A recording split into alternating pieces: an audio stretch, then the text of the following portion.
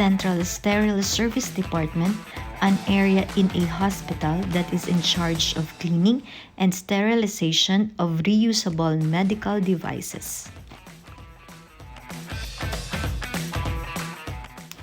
Steam sterilization is a process that eliminates, removes, kills, and deactivates all forms of live microorganisms.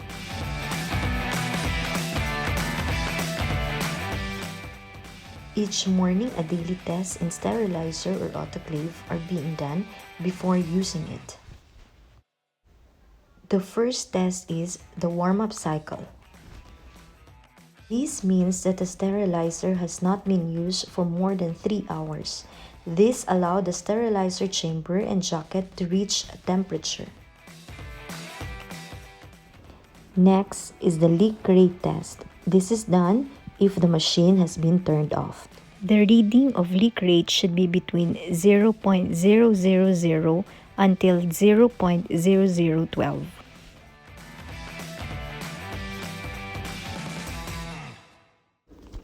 Bowie deck. This is a test designed to show that the air or other gases which might prevent steam penetrating are all removed. The Bowie deck has to change color into darker in order to be considered passed. If all the tests are being passed, we are now ready for our first load with biological monitoring. Put a letter C on the controlled BI with a date and a load number. The lot number and the expiry date should match on the controlled BI and on the BI that will be put on a steam sterilization. Process BI will display a negative result which indicates an acceptable sterilization process. BI control should read positive, meaning the microorganism is present in the capsule. Before loading, check the packages for any damages, correct labels. Only 6 sets and all light RMDs on a Steripil should be on a trolley. Place the process challenge device on the bottom of the rack. All labeled RMDs are scanned and transferred on the computer for documentation. The computer will generate a printout that states the quantity of RMDs, equipment, cycles, and the technician numbers. Steam sterilization is done through the autoclave. This is to expose each RMDs to the direct steam that required correct temperature and pressure for the specific time.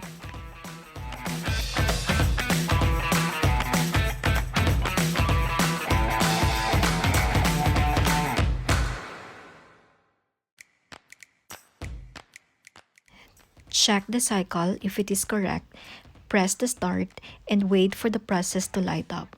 This is the indicator that the cycle is already starting, and record the time.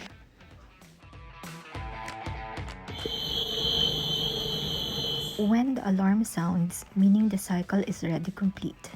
It is now ready for unloading. During unloading, make sure to use a mitten to prevent from burn. Check the RMD's label and if it is dry. Let it cool down together with the PSD.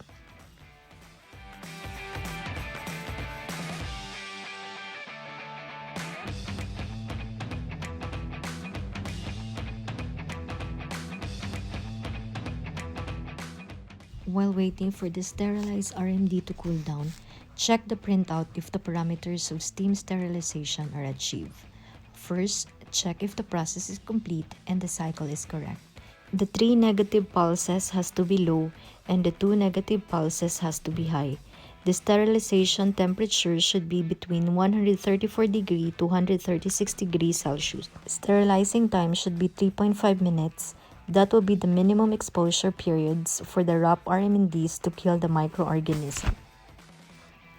Then you have to open the cylinder and check the PSD indicator if it has changed color from pink to black. It indicates the satisfactory air removal and steam penetration.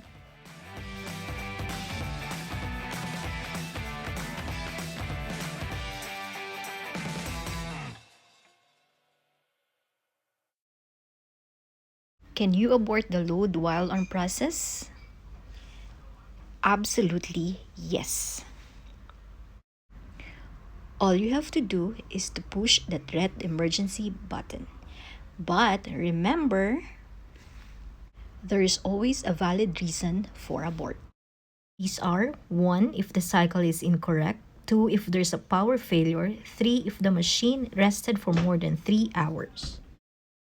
The packaged RMD must be kept intact and sterile up until the point of use, using the methods of packing, Standard Australia and Standard New Zealand 2014.